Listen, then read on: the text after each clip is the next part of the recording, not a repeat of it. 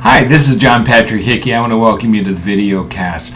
Do you remember there was a game show, and I think it was The Price is Right. I may be wrong on that. If I am, forgive me. But the thing that comes to mind with the show was that after you have won certain prizes, then the contender would be able to choose from what's behind door number 1, what's behind door number 2, or what's behind door number 3.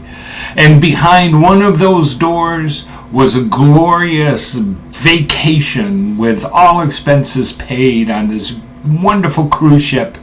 And behind another door was a year's supply of tropical fish food. I mean, it was like you had to pick from something that was going to be really good to something that was going to be not so good. And sometimes the people won the big prize. Sometimes they didn't. That's what made the game show fun. Well, I want to take you to 3 doors. I want you to choose between door number 1, door number 2, or door number 3. And I am even going to tell you what's behind each door. Because this game isn't a game necessarily of surprise. It is definitely a game of choice. Because every day you are faced with these 3 doors. Every day you're faced with a choice that you have to make. You get up in the morning and you say, today I am going to go for door number 2. And off you go. And whether or not that's a good thing or it's not such a good choice is entirely irrelevant. The fact is, it is your choice. And you can make the right choice because you know what's behind each door.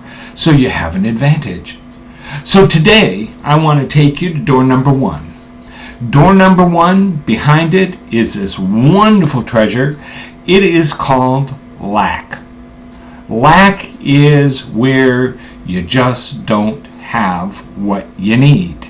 Now, I'm not talking, although it does apply, to lacking money. I'm not talking about choosing to be in poverty.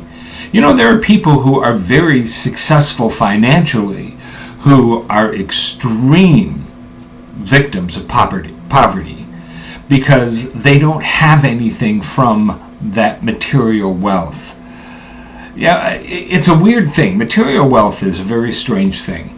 It is one of those things that everybody hates. We live in a political climate now where people are always yelling about the rich. You know, you want to take their money away from them. You want to tax. Because we live in a time where people are wealthier than most countries. I'm serious. We have some extremely wealthy people. Is that right? That someone should be able to make that much money? I can give you a personal opinion. Yes, it is right. Because if you're making that money, if you've earned that money, if this comes from a business you began and it is the profits of your efforts, then there is no one who should tell you how much money you can make. If you're willing to tell someone who makes $100 billion, that's too much money, you can't make that, then you can't complain when you make $30,000 a year and someone comes to you and says, you know, I only make $5,000 a year. I need to take what you have because you really don't deserve it. And you wouldn't like that. No one likes that kind of thing. Wealth is one of those things that we all can point our fingers at and yell and scream and be upset with wealthy people, but we all want to be one. How do we all want to be one? Look at the lottery. The lottery, I think, is the most condemning thing on human nature. It really is. Because the lottery builds up to over $1 billion now. I mean, it is just incredible the amount of money people try to win. Why does it get so big? Because people spend $1, $5, $10, $50. I'm buying lottery tickets. A chance which is very much not in their favor that they are going to waste that money. You know, if you took the money that people spend, that $1, and you put it away, Okay, you want to give it away because that's exactly what you're doing when you're buying a lottery ticket. If you want to just put it away in a drawer somewhere, as often as you buy a lottery ticket, you will find before long you've got a substantial little bit of money there because you keep giving it away. You just give it away and you don't get anything in return. And those who do win never really find any kind of fulfillment from it. I mean, the stories of lottery winners are regular tales right now that, this is history, that people have destroyed themselves, not made themselves better. The thing is, lack is something we all fear. That's why we try to look at financial things from a case of trying to get what we can get, whether we take it from someone else or we earn it, or however you see financial or material things, because we fear lack. We don't want to be without. But we only have so many things that are necessary for life. We need shelter, we need food, we need water, we need to be cared for. And those kind of things are things that, people, when people lack them, it's a horrible thing, but most people don't lack them. They don't lack them. I mean, when you look at America, and I know that I get pushback when I say this, but the fact is, America's poor are wealthy to other countries. They really are. I mean, people who are poor in this country have food to eat. They have cars, they have televisions, they have cell phones, they have all these different things. I mean, we look at it and people say, well, I mean, you can't go without a cell phone. Everybody should have a cell phone. The government should be able to give people cell phones if they don't have enough money to buy them for themselves. You want to know what poverty is? What real lack is? That's somebody who doesn't have shoes. Who doesn't have shoes. Who doesn't have anything but maybe a cardboard box to live in. Who doesn't have food at all. Not just doesn't have the food they like. They don't have food at all. There is true lack in this world. There is honest poverty. Most of us who live in this country, the vast majority of us, I would say all of us, but I never make statements that are just that blank, because who knows, but I would say the vast majority of us have no idea what true lack is. We know what it is to be uncomfortable. We know what it is to not have what we want, but we don't know what true lack is. So what if you're going to choose lack? If you picked door number 1 and you decided you were going to choose lack, what would you be willing to lack? What would you be willing to go without? Food, clothing, housing, a job?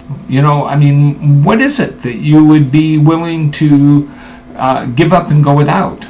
Most of us, that list is really tiny, if it exists at all. I be honest with you, I don't want to lack in anything. I've been very blessed, and I enjoy my blessings.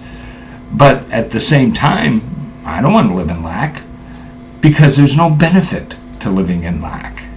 So I don't want to choose door number 1. I don't want to go that way, and I'm sure you don't either. It is because we don't understand what it means to be able to have abundance that people settle with lack. Poverty is a mentality. It is a way of thinking. It has become a way of life. The best road out of poverty, besides having a job, is, which, by the way, right now we have an abundance of. We have more jobs and we have people to fill them. So I don't want to hear people whine to me that they don't have a job. Maybe not the job you want, but so goes life. You got to work towards those things. But you say, okay, I just don't want to have to lack the necessities. You don't have to. You don't have to lack. You choose what you're going to do. If you feel that you're lacking in a particular area of life, then make a decision to make it different. Do what it takes. Do the work it takes, the effort that it takes in order to succeed, in order to move yourself forward. It is incredible how many, and if you do just a real quick study of this, you'll find, especially if you study some of the richest people in the world today, you will find that they came from nothing. They came from lack and were determined that they were going to turn that around. If they can do it, you can do it. You can succeed at anything you are willing to put forth and make that effort in order to do it. If you live in lack, this is hard to take, but if you live in lack, you're there because you chose to be. Do not choose to be. You can make a difference. You can make it change. Did I get you mad? Did I get you where you thought, who do you, what makes you the authority? No one makes me an authority. I'm nobody. I'm nothing. I have nothing that I can tell you other than common sense that things are different. I don't know who you are as a person, but I do know people. And I do know that if you make that decision, you can succeed. Because anyone who is willing to make the choice, not choose door number one, but make a smart, wise choice, they can move on and achieve anything. It is possible. And when you do that, you will become your best. You love God, have good manners, discover the unknown, and you'll change your world. We at the Growth Center are committed to helping you achieve your dreams and live a successful life. For more information on books and materials offered, visit our website at www.johnpatrickhickey.com. That's www.johnpatrickhickey.com.